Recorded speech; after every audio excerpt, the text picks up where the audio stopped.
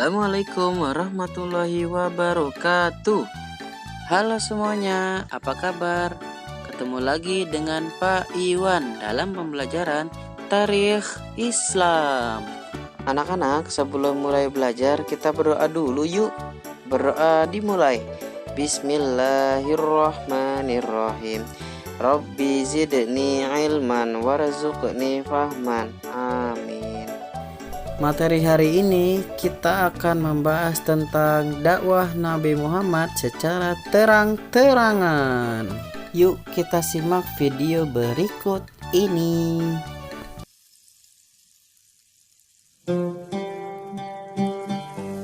Assalamualaikum warahmatullahi wabarakatuh. Hari ini kita akan bersama-sama mendengarkan kisah Nabi Muhammad SAW, episode dimulainya dakwah terbuka. Setelah 3 tahun berdakwah secara diam-diam, Nabi Muhammad SAW mendapatkan perintah dari Allah SWT untuk berdakwah secara terang-terangan. Perintah ini disampaikan melalui turunnya ayat ke-94 surat Al-Hijr. Maka sampaikanlah olehmu Muhammad secara terang-terangan segala apa yang diperintahkan kepadamu dan berpalinglah dari orang-orang musyrik. Nabi Muhammad SAW berdiri di atas Bukit Syafa. Bukit Syafa adalah bukit yang berada tidak jauh dari Ka'bah. Pada mulanya, bukit ini biasa digunakan penduduk Mekah jika hendak mengumumkan hal-hal penting. Oleh karena itu, Nabi Muhammad SAW pergi ke Bukit Syafa untuk menyampaikan kepada semua orang bahwa beliau telah diutus oleh Allah SWT. Bukit Syafa dan Marwah juga merupakan salah satu tempat untuk menunaikan rukun ibadah haji.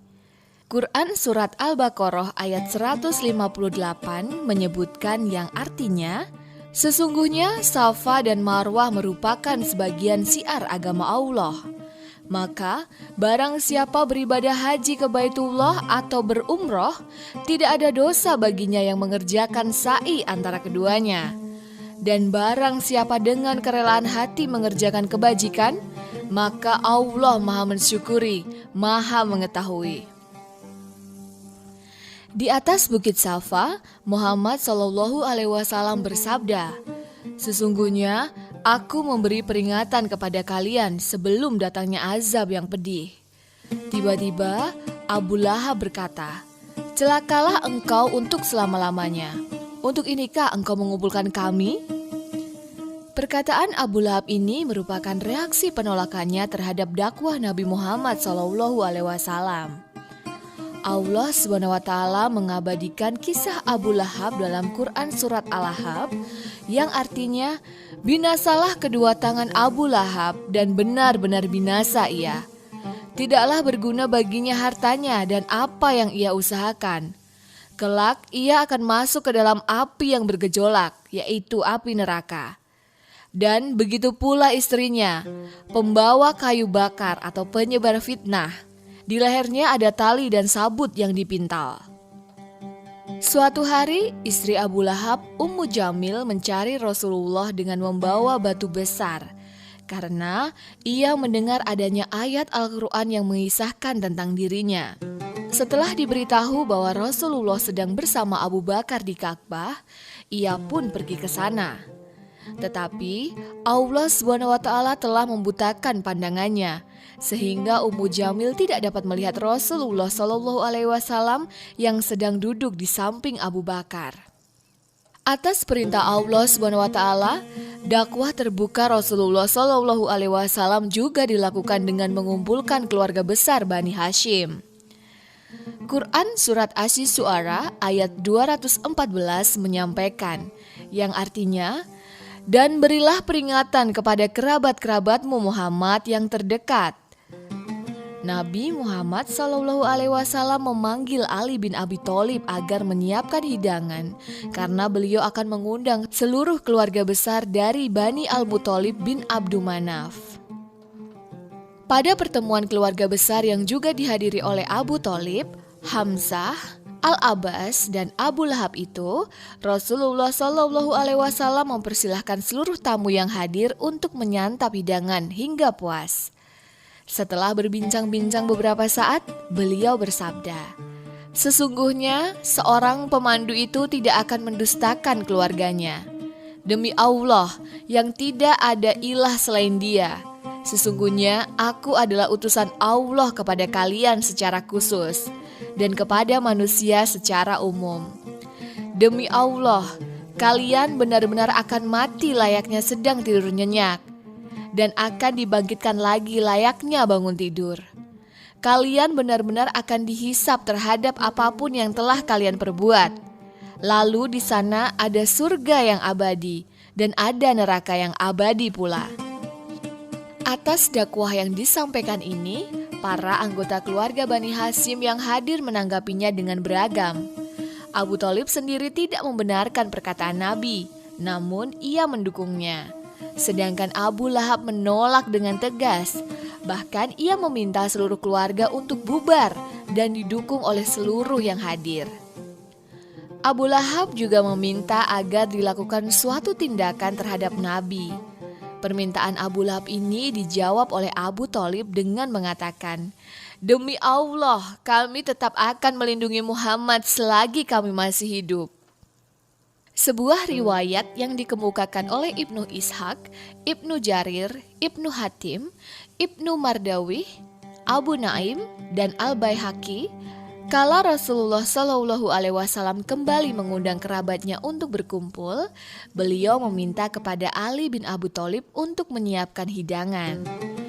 Dan setelah para tamu bersantap hingga kenyang, Rasulullah Shallallahu Alaihi Wasallam berkata, "Aku tidak pernah mengetahui ada orang Arab yang datang kepada kaumnya, membawa seperti yang kubawa kepada kalian. Kepada kalian aku membawa dua kebajikan, yaitu kebajikan dunia dan kebajikan akhirat. Tuhanku Allah telah memerintahkan mengajak bersembah sujud hanya kepadanya. Siapa di antara kalian yang bersedia membantu dalam soal ini, ia akan menjadi saudaraku, menjadi penerima wasiatku, dan menjadi penerusku sepeninggalku." Semua terdiam.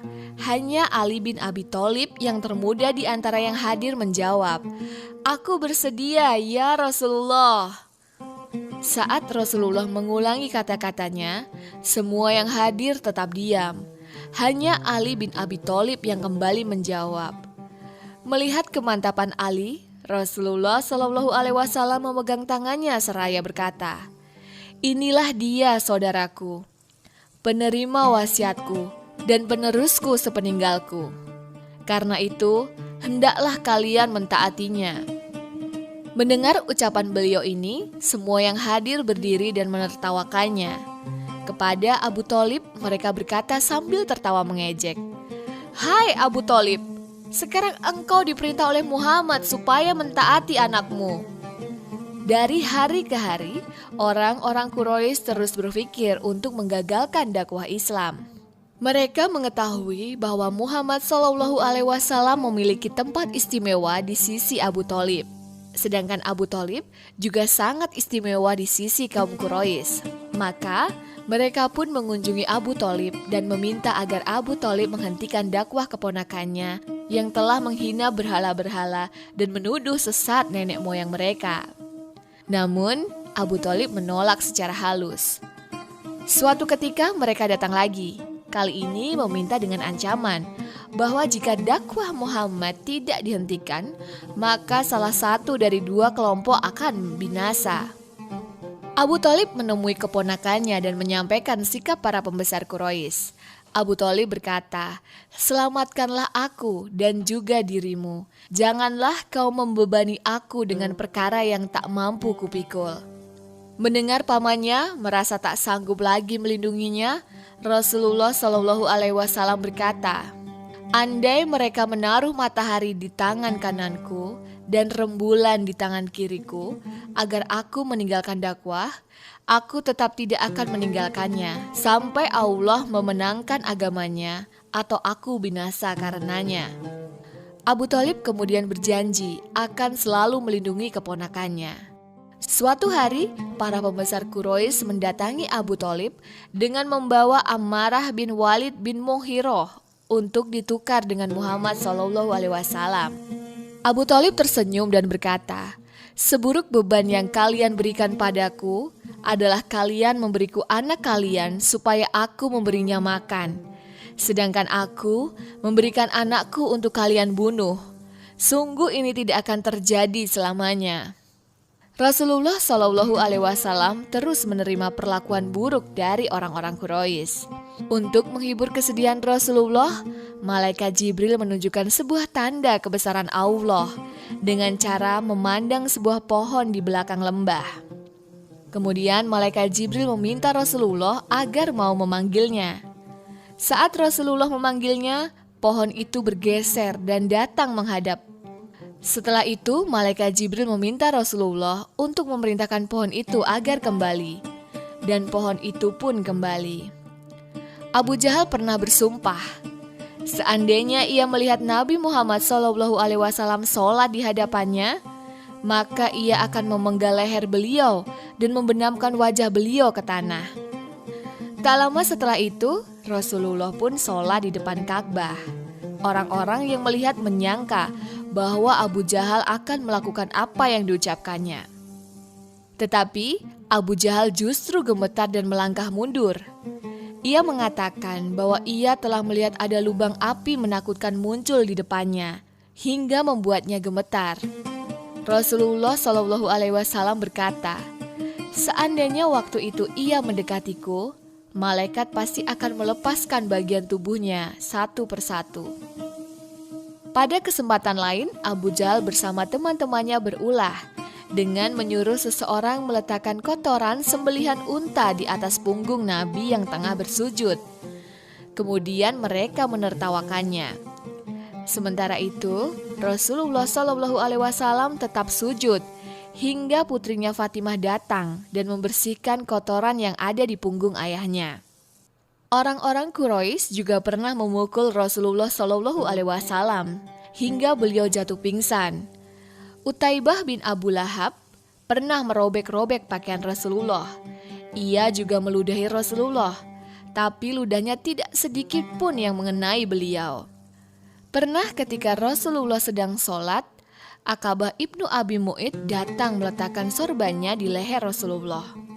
Aqabah berusaha mencekiknya dengan sekuat tenaga.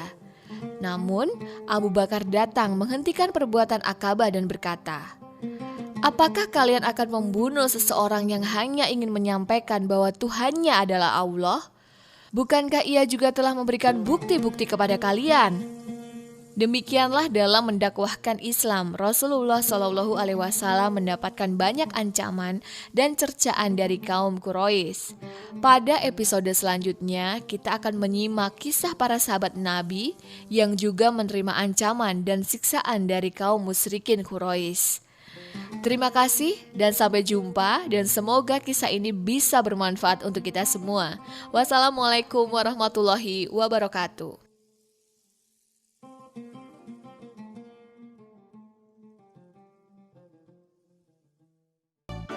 Alhamdulillah. Untuk tugas minggu ini, yuk kita isi latihan. Dari halaman 17 sampai halaman 20. Poin A, poin B. Sekian dari Bapak. Wassalamualaikum warahmatullahi wabarakatuh.